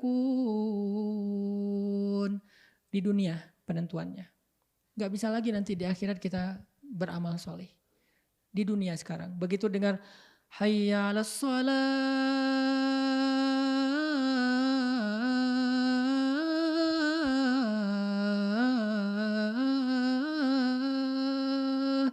Wudu, langsung jalan ke masjid. Was-sabiqun as-sabiqun. Ingin mendapatkan di awal waktu bersama imam shaf pertama. Nanti urutan masuk surganya seperti urutan shaf. Shaf 1, shaf 2, shaf 3 dan seterusnya. Itu sangat menentukan. Enggak sekali 2 kali. Mana yang paling dawam. Makanya enggak bisa kita jangan menghakimi orang lain. Wah, saya tahu sekarang siapa yang bakalan paling telat masuk ke surga. Tuh lihat yang istiqomah di belakang tiang. Asal sholat pasti di belakang tiang. Belum tentu. Artinya kita juga kan belum tentu sampai akhir hayat kita bisa kayak gitu kan. Makanya yang dawam dalam kondisi was-sabiquna fid dunya itu yang nanti akan menentukan fahumus sabiquna fil akhirah. Sekarang kita baca beberapa kisah bagaimana sahabat berlomba-lomba dalam kebaikan. Makanya Nabi mengatakan khairun nas qarni tsummal ladzina yalunahum tsummal ladzina yalunahum. Sebaik-baik manusia atau generasi adalah generasi aku. Kenapa generasi sahabat itu disebut sebagai khairul qurun atau khairun nas, sebaik-baik manusia, sebaik-baik generasi? Karena merekalah yang paling bergairah dan semangat dalam musabaqah fil a'malis sholihah. Berlomba-lomba dalam amal-amal soleh. Mereka yang paling baik. Nanti kita akan tahu gimana semangat mereka. Sekarang pertanyaannya kita mau gak niru dan mengikuti teladan mereka. Sehingga kita insya Allah juga menyusul mereka dalam berlomba-lomba untuk masuk surga Allah. Misalnya perlombaan para sahabat, ini ada contohnya adalah dalam berinfak di jalan Allah. Amarona Rasulullah sallallahu alaihi wasallam an natasaddaq wa wafaqa dzalika malan indi. Fakultu al-yaum asbiqu Aba Bakrin. Umar mengatakan, jadi Umar itu dari dulu pengen banget ngalahin Abu Bakar. Jadi gak ada kata-kata, itu mah Abu Bakar. Saya gak akan mungkin ngalahin Abu Bakar. Itu kita, itu mah Rasul, itu mah Abu Bakar, itu mah Umar. Kalau sahabat semangatnya gak kayak gitu, bukan itu mah, saya mah harus bisa ngalahin Abu Bakar. Saya harus bisa mendahului Abu Bakar. Itu semangat fastabiqul khairat. Beda sama semangat menyerah. Itu mah Abu Bakar gak mungkin ngalahin Abu Bakar. Masalahnya bukan siapa menang siapa kalah. Mau gak berlomba? Karena berlomba itu setidaknya walaupun kita kalah, kita lebih cepat daripada gak berlomba kan. Kita berenang sendiri nih. Kan santai tuh. Bisa jadi gini-gini tapi gak pindah-pindah. Loh kok masih di sini sih? Karena gak berlomba, saking santainya nih. Begitu datang teman kita kan pengen nunjukin, gue udah lama loh belajar berenang kan gitu ya. Wah walaupun heboh gitu kan, setidaknya lebih heboh daripada sendiri. Mudah-mudahan lebih cepat daripada ketika kita sendiri. Jadi jangan berputus asa duluan, kayaknya gak mungkin ngalahin Abu Bakar. Bukan itu intinya. Semangat berlomba itulah yang membuat kita lebih baik daripada kita sendiri. Umar mengatakan, saya ingin banget mengalahkan Abu Bakar. Sehingga ketika suatu hari amarona Rasulullah menyuruh kami untuk bersedekah, maka aku merasa udah siap nih, aku punya harta, setengah dari hartaku akan aku sedekahkan di jalan dakwah, Terus Umar mengatakan dalam hatinya membatin al-yaum asbiku Abu Bakar. Hari ini aku akan mengalahkan Abu Bakar. Kemudian faji'tu binisfi mali, maka Umar bilang aku datang membawa setengah dari hartaku. Faqala li Rasulullah berkata kepadaku, ma abqaita li ahlika ya Umar? Apa yang engkau simpan untuk keluargamu hai Umar? Qultu mithlah, sama dengan yang aku berikan. Jadi yang aku berikan segitu, yang aku tinggalkan di rumah segitu. Jadi setengah-setengah. Tiba-tiba ata Abu Bakrin bikulli ma indahu. Tiba-tiba datanglah Abu Bakar membawa harta yang enggak terlalu banyak. Umar dalam hati mengatakan, nah aku ngalahin Abu Bakar nih. Maka Rasulullah bertanya, ya Abu Bakar, ma abqaita li ahlik? Apa yang engkau sisakan untuk keluargamu? Kata Abu Bakar, abqaitu lahumullah wa rasulah. Tidak ada yang aku tinggalkan untuk keluargaku kecuali Allah dan Rasulnya. Umar kaget, Allah dan Rasulnya itu artinya gak ada yang tersisa di rumah Abu Bakar. Kalau kita masih nanya, maksud lo? Saking lolanya kita ya. Sahabat kan pinter-pinter, makanya jadi orang muslim itu harus cerdas, harus smart. Jangan polos-polos amat. Perdebatan tentang hal yang polos. Penulisan yang benar tentang insya Allah. Insya Allah atau insya Allah atau receh banget sih. Gak elegan. Muslim itu elegan, ngomong sepintas tapi pemahamannya dalam. Coba baca bait-bait syair para ulama kita. Kalau ngejelasin sesuatu itu singkat. Tapi pas dibedah panjang banget, bisa jadi satu buku sendiri. Itulah kecerdasan kaum muslimin. Dari zaman sahabat sampai zaman-zaman kejayaan Islam. Sehingga ketika Abu Bakar mengatakan, abaqaitu lahumullah wa rasulah, aku tinggalkan untuk keluargaku Allah dan Rasul. Itu udah jelas maksudnya gak ada yang tersisa di rumah Abu Bakar kecuali yakin kepada Allah dan taat kepada Rasul. Umar mengatakan, la usabiquka ala syai'in abada ya Abu Bakar. Aku gak bisa ngalahin kamu wahai Abu Bakar dalam hal apapun di antara kebaikan. Ini takjubnya Umar kepada Abu Bakar. Abu Bakar terus kayak gitu juga. Merasa udah puas diri. Enggak, Abu Bakar berlombanya dengan siapa? Dengan Rasul. Yang pernah saya cerita juga. Nanya ke anaknya, putrinya. Yang itu istrinya Rasulullah sendiri. Karena yang paling tahu Abu Bakar dan paling tahu Rasulullah. Dia sebagai anaknya Abu Bakar, istrinya Rasulullah. Ya Aisyah. Wahai anakku Aisyah. Kamu kan bisa ngebandingin amalan Rasulullah sama amalan ayah nih. Kira-kira ada amalan Rasulullah apa yang ayah belum lakuin? Dipikir-pikir sama Aisyah. Artinya kan udah hampir semua dilakuin tuh. Kalau kita gak perlu mikir banyak. Kalau Aisyah kan mikir apa ya. Berarti kan Abu Bakar hampir sama Rasulullah. Sampai Aisyah aja harus mikir kan. Oh ada, Rasulullah selalu ngasih makan seorang pengemis tua yang buta yang ada di ujung pasar. Itu yang Abu Bakar gak tahu. Yang lain seolah-olah udah semuanya dilakukan sama Abu Bakar. Ini namanya fastabiqul khairat. Walaupun pada akhirnya Abu Bakar juga sadar gak akan pernah bisa ngalahin Rasulullah. Setidaknya dalam urusan kelembutan dan kasih sayangnya Rasul. Walaupun sama-sama ngasih makan, beda lembutnya. Abu Bakar rotinya gak direndam dulu, gak dihancurin dulu, langsung ngasih aja sampai orang keselak. Rasulullah rotinya karena ini orang tua udah ompong, ya direndam dulu sama air, dihancurin yang lembut, dikasih madu, disuapin sama orangnya tinggal telan. Abu Bakar, Pak ini. Orangnya, kamu siapa? Saya orang yang biasa. Enggak, beda. Apa bedanya? Orang yang sebelum kamu itu lembut. Dia kalau ngasih itu rotinya udah hancur, udah lembut, saya tinggal nelen. Kamu tahu nggak siapa Bapak orang yang biasa itu? Orang yang biasa itu adalah Rasulullah. Baru orang yang nangis karena selama ini orang itu ternyata selalu mencela orang yang di depannya yang ngasih dia makan. Coba bayangin kita digituin. Udah dicampur macam-macam ya. Ya ini Pak, silakan Pak, mudah-mudahan tenang di alam sana. Karena kita sebel kan, Rasulullah kan gak gitu. Ternyata Abu Bakar akhirnya paham, oh gak bisa ngalahin Rasulullah, saking istimewanya Rasul. Tapi apakah Abu Bakar mengatakan itu di awal untuk tidak berlomba? Enggak, tahu gak mungkin ngalahin Rasul. Umar tahu gak mungkin ngalahin Abu Bakar. Begitu juga sahabiat tahu gak mungkin ngalahin Sayyidah Khadijah, Sayyidah Aisyah, gak mungkin. Tapi mereka gak bilang itu sebagai sebuah excuse untuk tidak berlomba. Akhirnya mereka bawa setengah harta saya, Abu Bakar bawa sedikit, tapi seluruh hartanya kalah. Semangat lagi dalam beramal soleh dan seterusnya kayak gitu. Nah kemudian contoh yang lain adalah suatu hari Rasulullah SAW sedang duduk bersama dengan para sahabat. Nih pagi-pagi nih, inilah keseharian Nabi. Nabi itu gak banyak ceramah teman-teman. Jarang ada tablik akbar di zaman Nabi itu jarang. Apalagi sampai full 1 tahun tabligh akbar keliling Hijaz. Jadwal tabligh akbar Rasul sudah penuh. Kalau mau waiting list tahun depan hubungi manajemen Rasulullah. Nggak ada. Terus Nabi ngapain? Dakwah Nabi itu daily life. Sehari-hari beliau tuh ya dakwah semua. Nggak ada khusus di majelis ilmu doang gitu. Jadi jangan sampai kita memahami bahwa yang namanya dakwah itu gini nih.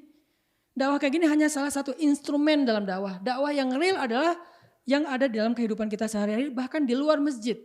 Apa dampak kita terhadap lingkungan? Itu dakwahnya. Nabi lagi nongkrong barengan sahabat nanya, "Man asbaha minkumul yauma shaiman?" Siapa di antara kalian yang pagi ini sudah berpuasa, dalam keadaan berpuasa? Sahabat berdiri, salah satunya Abu Bakar mengatakan, "Ana ya Rasulullah." Yang lain juga bilang, "Ana ya Rasulullah." Kemudian Nabi nanya lagi, "Faman tabi'a minkumul yauma janazatan?" Siapa yang hari ini sudah mengikuti jenazah, mengiringi jenazah, ngangkut jenazah, kemudian menguburkan jenazah. Sahabat gantian yang berdiri, tapi ada satu orang yang berdiri lagi yaitu Abu Bakar mengatakan, "Ana ya Rasulullah." Nabi nanya lagi, "Faman at'ama minkumul yauma miskinan?" Siapa di antara kalian yang hari ini sudah ngasih makan orang miskin? Sahabat bergantian yang bangun. Abu Bakar bangun lagi, "Ana ya Rasulullah." "Faman ada minkumul yauma maridhan?" Siapa di antara kalian yang hari ini sudah menjenguk orang sakit? Sahabat bergantian lagi yang berdiri. Abu Bakar berdiri lagi, "Ana ya Rasulullah." Setiap Nabi menanyakan, mengabsen amal soleh mereka di pagi itu di waktu duha, mungkin jam 9, jam 10, jam 11 sebelum zuhur. Nabi nanya, sahabat angkat tangan bergiliran kecuali satu orang yang terus angkat tangan, dia adalah Abu Bakar As-Siddiq radhiyallahu anhu. Sehingga Nabi tersenyum mengatakan, "Majtama'na fi imri'in illa dakhalal jannah." Tidaklah semua amal itu ada pada kehidupan seseorang dalam satu hari kecuali dia masuk surga. Semuanya pada ngelirik ke Abu Bakar, merasa takjub dan cemburu. Akhirnya besoknya pagi-pagi rame tuh, nggak ada lagi yang nongkrong. Semuanya sibuk. Kalau ini kan nongkrong nih, ketemu Rasul. Mereka pikir ketemu Rasul itu udah selesai. Abu Bakar ketemu Rasul setelah berbagai macam amalan dilakukan dari sejak habis subuh.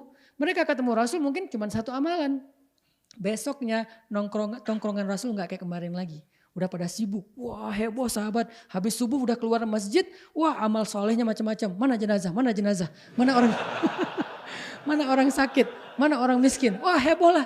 Mereka nyari apa, jenazah, nyari orang miskin, nyari orang sakit, kayak kita nyari konsumen, kayak kita nyari objek buat bisnis. Mereka nyari mana jenazah, mana orang sakit, mana orang miskin, mana anak yatim. Sibuk sahabat. Kayak gitulah suasana Madinah di zaman Nabi ya teman-teman di pagi hari. Suasana kita hening. Habis subuh pada sakinah. Kalau mereka subuh itu memang nafas gairah subuh itu luar biasa. Makanya Nabi dengan semangat berdoa, "Ya Allah berikanlah keberkahan bagi umatku di waktu pagi." Arti keberkahan di sini tuh banyak amal solehnya. Pagi-pagi itu udah beres. Jadi jam 9, jam 10-nya sahabat udah sekian amal soleh dilakukan. Coba bedakan dengan amal soleh kita di jam yang sama. Mungkin masih jauh. Di sini ada pelajaran harusnya di waktu yang singkat kayak gitu aja kita udah melakukan banyak kebaikan. Itu pelajarannya. Abu Bakar di waktu jam 9, jam 10 pagi udah melakukan sekian banyak kebaikan. Sehingga Nabi mengatakan, "Majtama'na fi imri'in," tidaklah ketemu semua amal itu dalam satu orang dalam satu hari, illa dakhalal jannah, kecuali dia masuk ke dalam surga. Was-sabiquna as-sabiqun. Itulah sahabat. Sullatum minal awwalin. Dulu banyak yang kayak gitu. Wa qalilum minal akhirin. Sekarang sedikit. Dulu sullah di situ bukan sepertiga. Jangan dihitung sepertiga berarti masih ada kesempatan 2/3 nih. Enggak kayak gitu sih hitungannya. Sullah di sini adalah sebuah kode, sebuah simbol. Dulu banyak. Kalau sekarang qalilun, tinggal sedikit. Sekarang yang tersisa yang sullatum minal awwalin wa sullatum minal akhirin adalah ashabul yamin, golongan kanan yang beramal soleh. Tapi enggak sebergairah yang sabiqun as-sabiqun. Mereka juga masuk surga tapi beda. Derajat surganya, kenikmatan di dalam surganya, cepat masuk surganya berapa cepat, itu beda. Muncul lagi nanti kisah wasabiqun yang lain misalnya yang dikisahkan oleh Anas bin Malik. Dalam sebuah adegan perang Uhud, Nabi SAW menghunus pedang, kemudian bersabda, "Man ya'khudhu minni hadza?" Siapa yang mau mengambil pedang ini dari tangan aku? Sahabat semuanya, "Ana ya Rasulullah." Rame-rame angkat tangan gitu. Saya ya Rasulullah, pengen ngambil pedang dari tangan Nabi karena itu kebaikan. Kemudian Nabi mengatakan, "Faman ya'khudhuhu bihaqqih?" Terus siapa yang mau mengambil pedang ini dan menunaikan haknya? Apa hak pedang itu? Perang. Menebas musuh lebih dulu daripada yang lain. Jadi dia masuk duluan ke tengah-tengah musuh. Turunin tangan satu-satu. Jadi yang tadi, "Oh no ya Rasulullah," kayak, wah gua berani. Wah, pas kata Nabi, "Faman ya'khudhuhu bihaqqi?" Siapa yang mau menunaikan hak pedang ini? Maka kemudian sahabat mulai menurunkan tangan mereka satu persatu, saling noleh kanan kiri. Muncullah seorang sahabat yang bernama Simak ibnu Kharsyah Abu Dujanah. Dia mengatakan, "Ana akhudhuhu bihaqqi." Aku yang akan menunaikan haknya pedang itu ya Rasulullah. Rasulullah memberikan dengan senyum, dan kemudian Simak bin Kharsyah Abu Dujanah ini berangkat menunaikan hak pedang tersebut dan kemudian menyerang kaum musyrikin. Dia mendapatkan doa Nabi. Dia termasuk yang sabiquna fil jannah, yang mendahului yang lain dalam surga.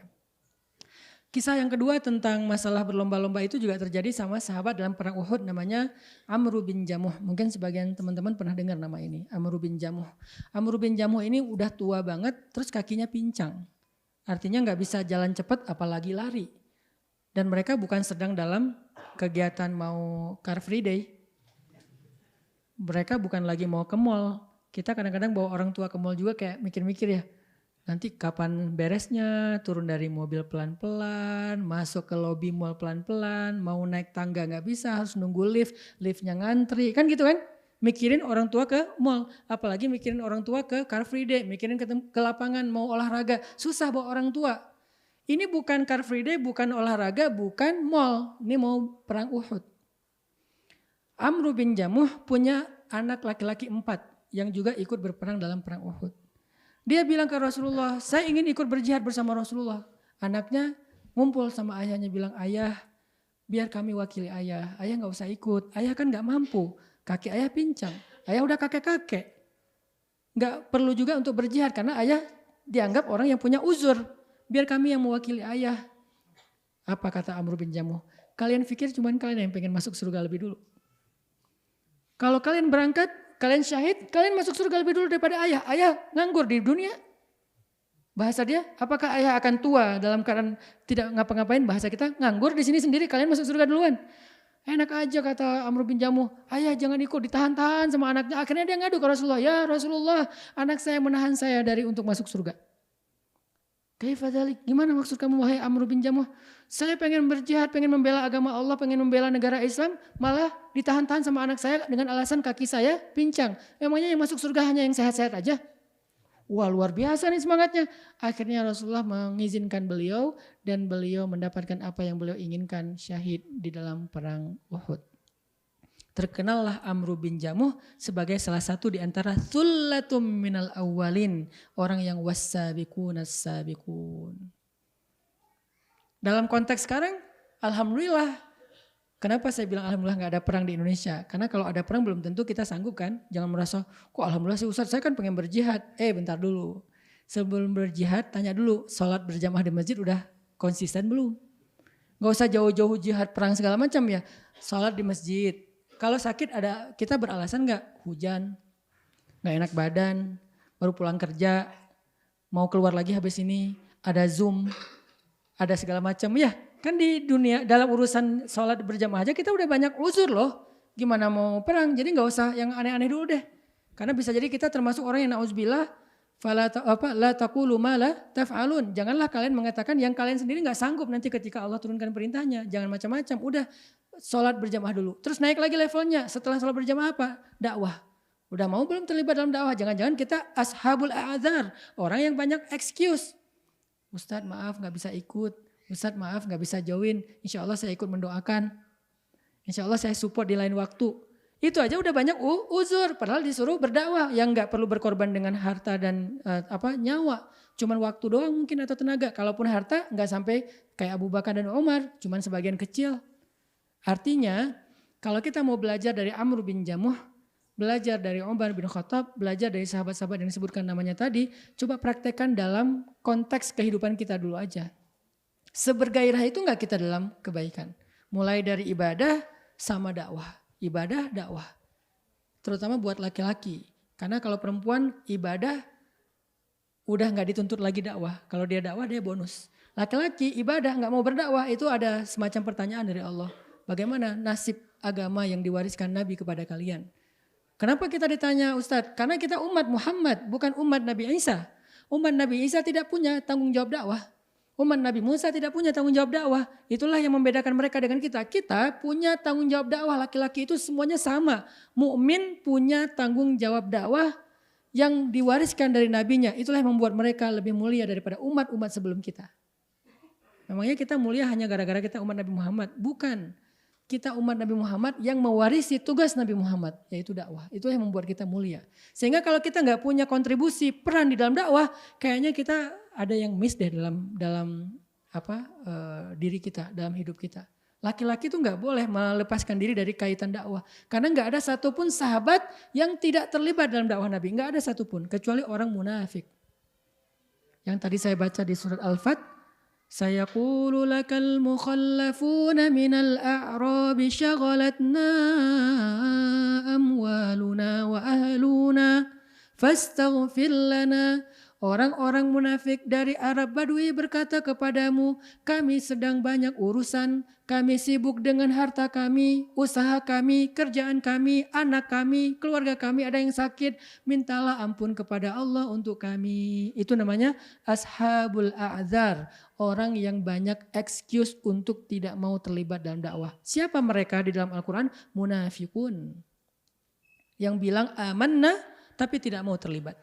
Bilangnya kami beriman tapi gak mau terlibat dalam dakwah agama Allah. Gimana cara kami terlibat Ustadz? Kami bukan penceramah. Emang sejak kapan dakwah itu artinya ceramah? Saya sangat tidak setuju kalau dakwah itu diartikan hanya ceramah. Ceramah cuma salah satu instrumen dakwah yang kecil. Dakwah itu kalau bahasa saya memprogram perubahan, itulah dakwah. Saya jarang ceramah. Di Bandung aja ceramah saya sebulan cuma 2 kali. Yang Rabu malam yang kayak sekarang nih. Ada gak ceramah saya yang di masjid-masjid yang lain? Enggak ada. Banyak masjid yang undang saya se-Bandung Raya, bahkan se-Indonesia. Kenapa saya jarang menerima jadwal? Karena saya sudah menghabiskan banyak waktu siang dan malam itu untuk memprogram. Akhirnya muncullah tren hijrah, akhirnya muncullah pesantren, akhirnya muncullah sekolah rimba, muncullah berbagai macam kegiatan-kegiatan untuk perubahan. Kita bikin program sama teman-teman geng motor, kita bikin program sama teman-teman bobotoh viking sebelum pandemi ya. Gara-gara pandemi kan off lagi tuh, mulai lagi dari awal sekarang. Kita bikin program teman-teman, di sini ada sahabat kita juga, Kang Niko dari BFC. Kita bikin program dari semua komunitas anak muda, memprogram perubahan. Itulah kesibukan saya sehari-hari. Jadi kalau ada yang nanya susah banget ngundang Ustaz Hanan, emang susah karena saya ngasih slot jadwal ceramah sebulan cuma 2 kali. Khutbah Jumat nggak ada. Cari masjid mana yang saya setiap Jumat khutbah. Jarang banget, cuma masjid ini doang karena hak tetangga. Masjid lain ada nggak khutbah Jumat? Dulu tahun 2015 ke belakang, setiap Jumat saya pasti ada khutbah Jumat. Kenapa sekarang nggak ada lagi Ustadz? Satu, saya ngerasa udah kebanyakan ceramah, jarang diceramahin. Saya pengen Jumat itu waktunya saya dinasehatin. Saya dengar khutbah, walaupun awal-awal ada ujian. Nggak gitu sih ayatnya.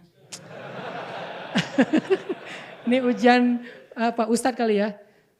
Nggak gitu, aduh gregetan nih. Udah turun aja biar gantian.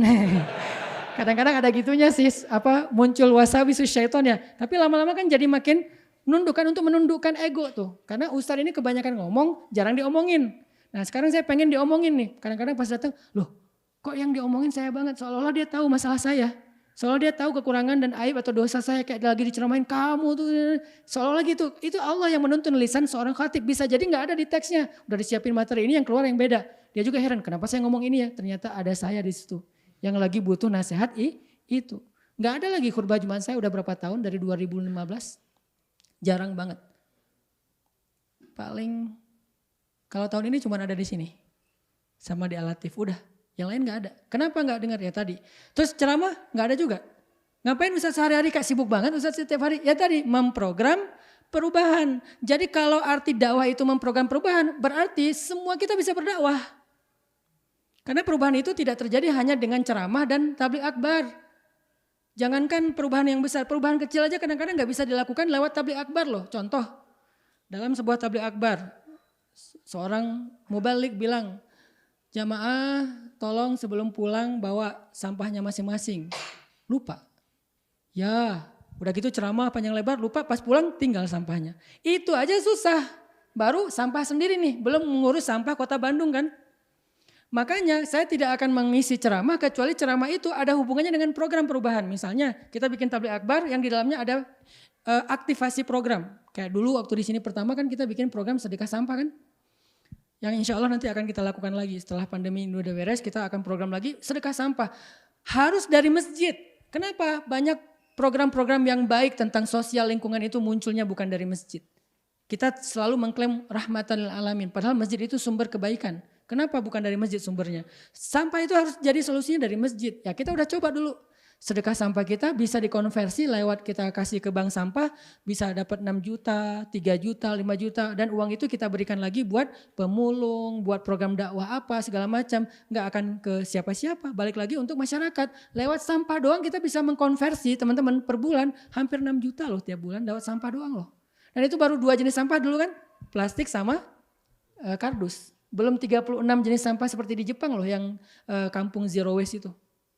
Belum sampah organik yang dikonversi menjadi pupuk segala macam. Kemudian nanti ada farming. Kemudian anak muda yang farming itu bisa memunculkan produk-produk yang organik. Produk organik itu kemudian memunculkan ekonomi yang lebih bagus. Kemudian hasil ekonomi itu dibalikin lagi buat dakwah. Itu memprogram. Sehingga kalau arti dakwah itu memprogram perubahan, kalian semuanya punya peluang yang sama untuk terlibat dalam dakwah dengan skill, potensi, dan interest kalian masing-masing. Saya bagian yang kayak gini, mengkonsep, membangun langkah-langkah strategis, memprogram, tapi saya nggak bisa jalan sendiri. Makanya di Pemuda Hijrah muncullah orang media. Kak Buni, sejak beliau hijrah, dulu beliau berpikir kalau hijrah berarti dengar taklim. Saya bilang ke Kak Buni, nggak bisa berhenti didengar taklim Kak Buni. Kak Buni punya potensi, dulu nge-MC di radio, jadi penyiar, dulu nge-MC di TV, jadi host, sekarang coba nge-MC buat dakwah, biar dakwah ini menarik. Sehingga nanti muncul inspirasi, akhirnya dakwah-dakwah sejak Kak Buni muncul di panggung dakwah, akhirnya kan tabligh akbar dimanapun pakai MC yang profesional ya. Nggak seadanya yang kaku. Kita mulai dengan pembacaan Al-Quran yang akan dibacakan, udah ketinggalan. Sekarang modelnya gaya-gaya MC atau host yang memang lebih renyah, lebih seru. Udah jadi tren kan? Sampai kita bawa DJ pun, orang mikir DJ di dakwah. Bukan mau gini-gini. DJ di dakwah itu cuma mau mengiringi lagu Indonesia Raya. Kan ada musiknya tuh Indonesia Raya teh. Tapi Indonesia Raya gak akan bilang Indonesia, gak digituin sih. Ya Indonesia Raya aja seperti biasa. Cuman saya gak pakai ya dari YouTube, pakai DJ. Yang penting DJ ikut. Akhirnya yuk kita berdiri lagu Indonesia Raya. Setiap acara tabligh akbar saya pasti dimulai dengan menyanyikan lagu Indonesia Raya kecuali di dalam masjid. Berdiri semuanya, DJ masuk. Tang tarang Indonesia dan seterusnya. Itu peran DJ-nya cuman untuk nyanyi lagu Indonesia Raya. Setelah itu udah selesai dia. Tapi dia dengar nasihat, dia ikut sholat isya berjamaah. Akhirnya dia bilang, baru sekarang saya sholat setelah sekian puluh tahun saya gak sholat katanya. Ustadz ajak saya lagi gak apa-apa. Walaupun cuma lagu Indonesia Raya aja saya juga gak apa-apa. Yang penting saya bawa piringan itu yang tadi saya pakai untuk maksiat. Sekarang pakai buat untuk dakwah, untuk nasionalisme. Bagi yang mengambil fikih, musik itu boleh dan saya mengambil mazhab itu. Karena musiknya untuk lagu Indonesia Raya bukan untuk lagu Alan Walker. Kayak gitu-gitu bawa siapa lagi pemain skateboard. Kok ada dulu kan sebelum 2015 kayaknya gak ada hubungannya antara skateboarder dengan dakwah. Sampai kita munculkan Pevi Permana akhirnya dia hafal surat Ar-Rahman di bol pas lagi latihan skate. Sambil dengerin Ar-Rahmannya saya sampai hafal surat Ar-Rahman. Akhirnya terhubungkanlah skateboard dengan dakwah.